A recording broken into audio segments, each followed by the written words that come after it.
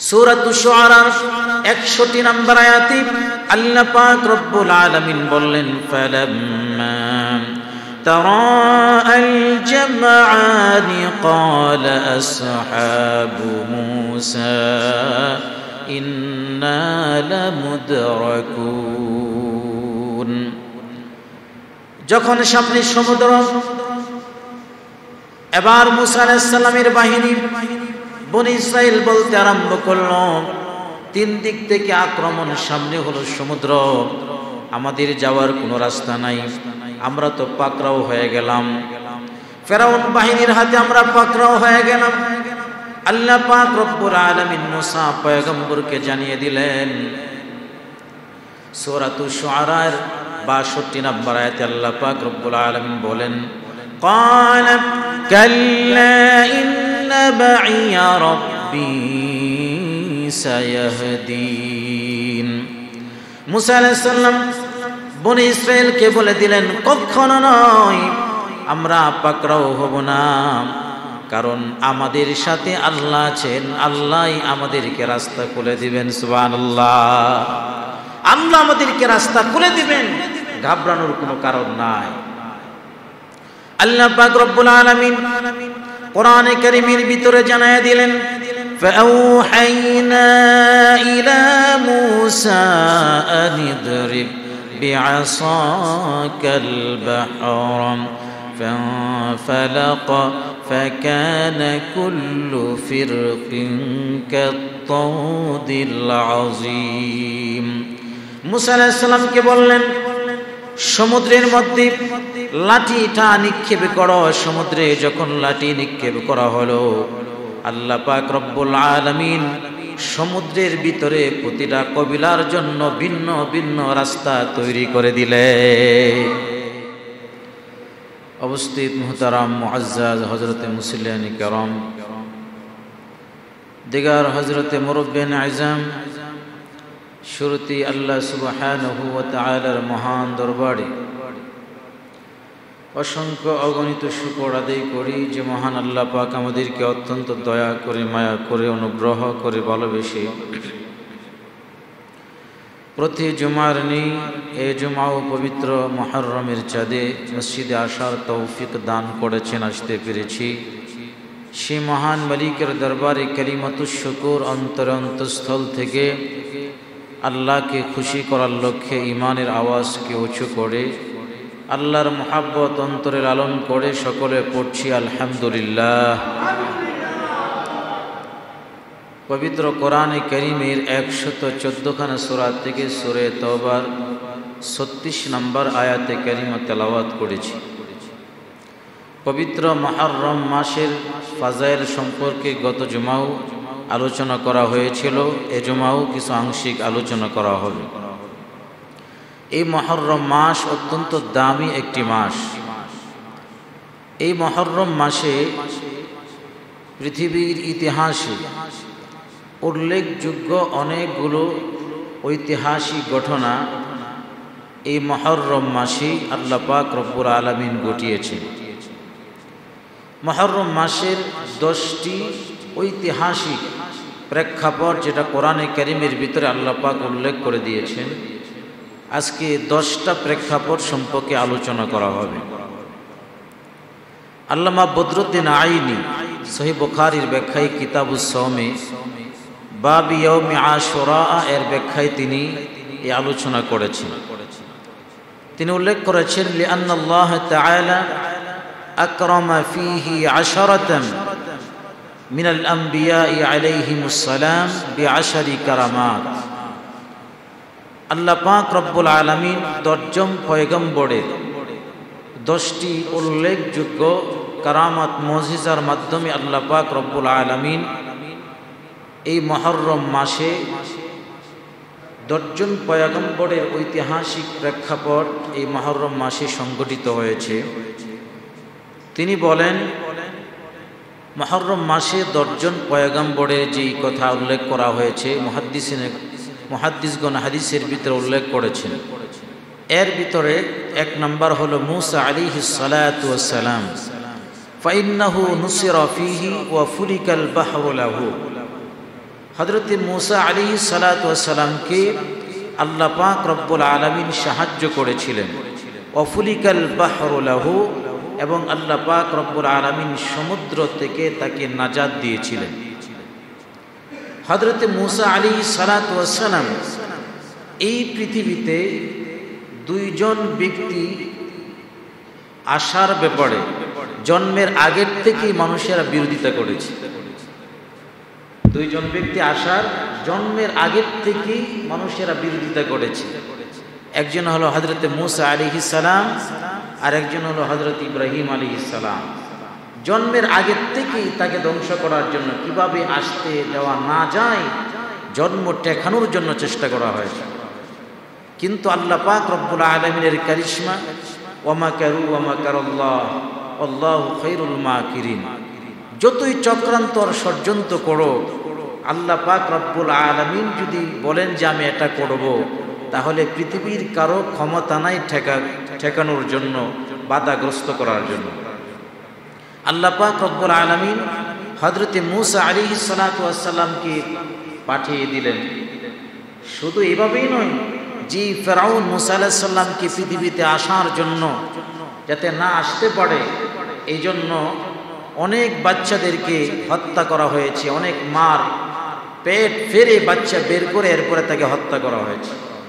এত হত্যা করার পরেও আল্লাহ পাক রব্বুল আলামিন হযরত মূসা আলাইহিস সালাতু ওয়াস সালামকে আল্লাহ পাক এই পৃথিবীতে পাঠালেন। শুধু তাই নয়, বরং ফেরাউনের ঘরে লালন পালন করাইয়া আল্লাহ পাক এই মূসা পয়গম্বরের মাধ্যমে ফেরাউনকে ধ্বংস করেছেন। সুবহানাল্লাহ। মূসা আলাইহিস সালাতু ওয়াস সালামের এই পৃথিবীতে আসার বিষয়টা অনেক চেষ্টা প্রচেষ্টার মাধ্যমে বাধাগ্রস্ত হয়েছে, কিন্তু আল্লাহ পাক সেই বাধাকে উপেক্ষা করে তাকে পৃথিবীতে পাঠিয়ে দিলেন। ফেরাউনের স্ত্রী গাটলারে যখন গেল, যাওয়ার পরে বক্সের ভিতরে একটা ছোট্ট বাচ্চা দেখে তার যেহেতু কোনো সন্তান ছিল না, বলে আমি এই বাচ্চাটাকে লালন পালন করব। বাচ্চাকে নিয়ে গেল। যদিও ফেরাউনের ভিতরে আতঙ্ক ছিল, এরপরও স্ত্রীর কথায় ফেরাউন বাচ্চাটাকে নিয়ে গেল, লালন পালন করলো। পিতৃসুলভ বাবা সন্তানকে কোলে নেই, চুমা দেয়, এটাই স্বাভাবিক বিষয়। ফেরাউন মূসা আলাইহিস সালামকে ছোট্ট বাচ্চা চুমা দেওয়ার জন্য যখন কুলে নিছে, মুখের কাছে নিছে, মূসা আলাইহিস সালাম দিছে এক থাপ্পড়।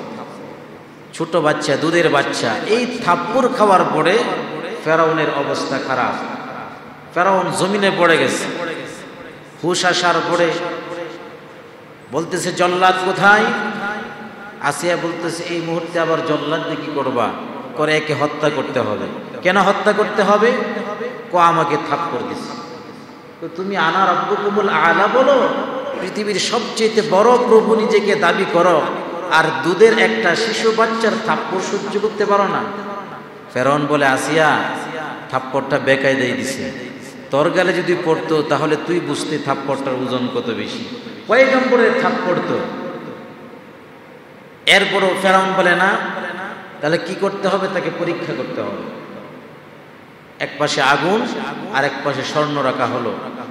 যদি বুঝমান হয়, সে বুঝে শুনি আমাকে থাপ্পড় দিয়ে থাকে, তাহলে সে কখনো আগুনে হাত দিবে না, স্বর্ণের মধ্যে হাত দিবে।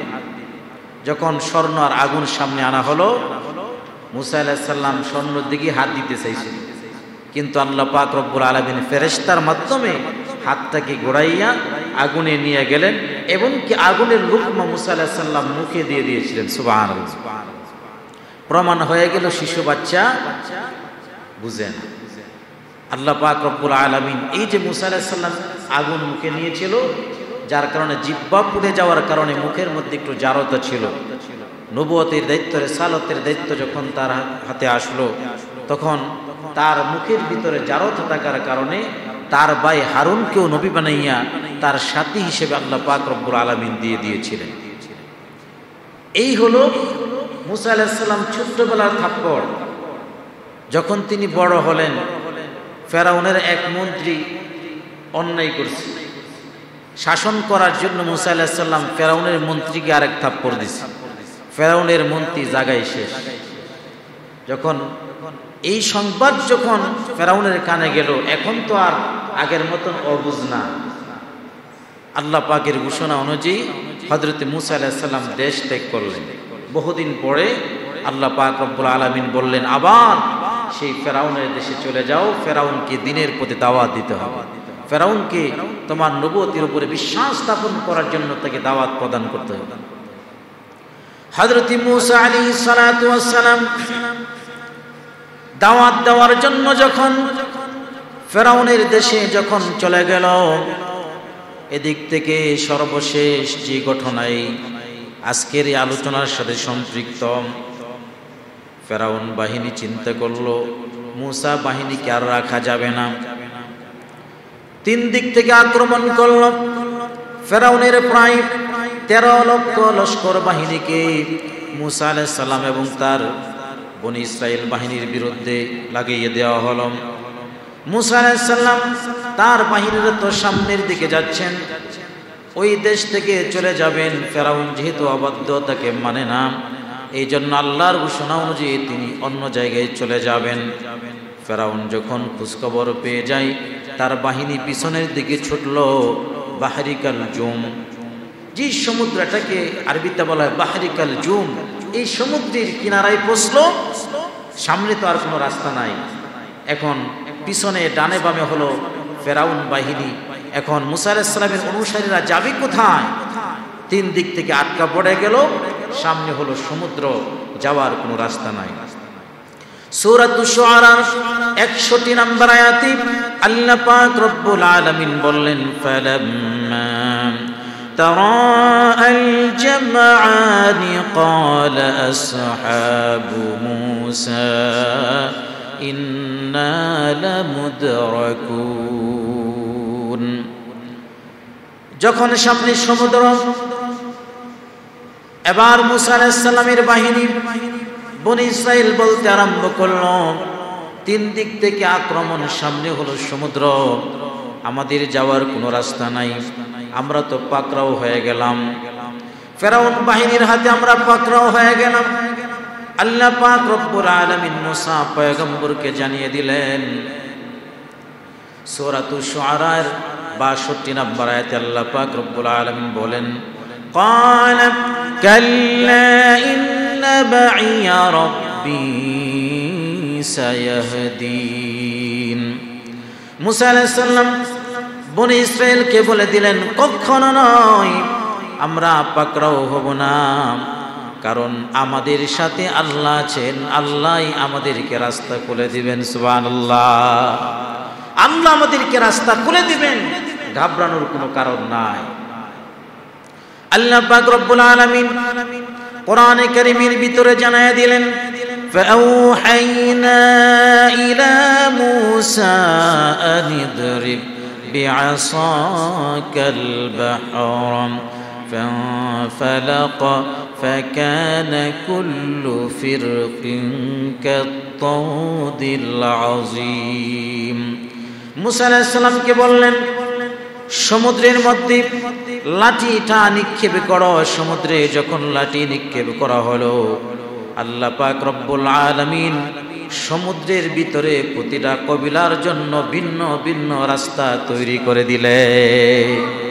সমুদ্রের ভিতরে আল্লাহ পাক রব্বুল আলামিন রাস্তা তৈরি করে দিলেন, কারণ বনী ইসরাইল 13 জাতি তো, তারা দেখা গেল এক কবিরার লোক আরেক কবিরার লোকদেরকে দেখতে পারতো না, এক পাড়ার লোক আরেক পাড়ার লোকদেরকে দেখতে পারে না, এরকম সমাজের ভিতরে আছে না, ঝগড়া লেগেই থাকে, এক রাস্তা দিয়ে তারা যাবে না।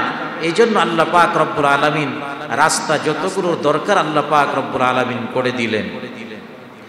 পানি ফাঁক হয়ে গেল, পর্বতের মতন পানি ফাঁক হয়ে যাওয়ার পরে যখন রাস্তা তৈরি হয়ে গেল, এই রাস্তা দিয়া হযরতে মূসা আলাইহিস সালাতু ওয়াস সালাম এবং তার বাহিনীরা চলাচল শুরু করলেন। আল্লাহ পাক রব্বুল আলামিন বলেন, ওয়া আনজাইনা মূসা ওয়া মান মাআহু আজমাইন।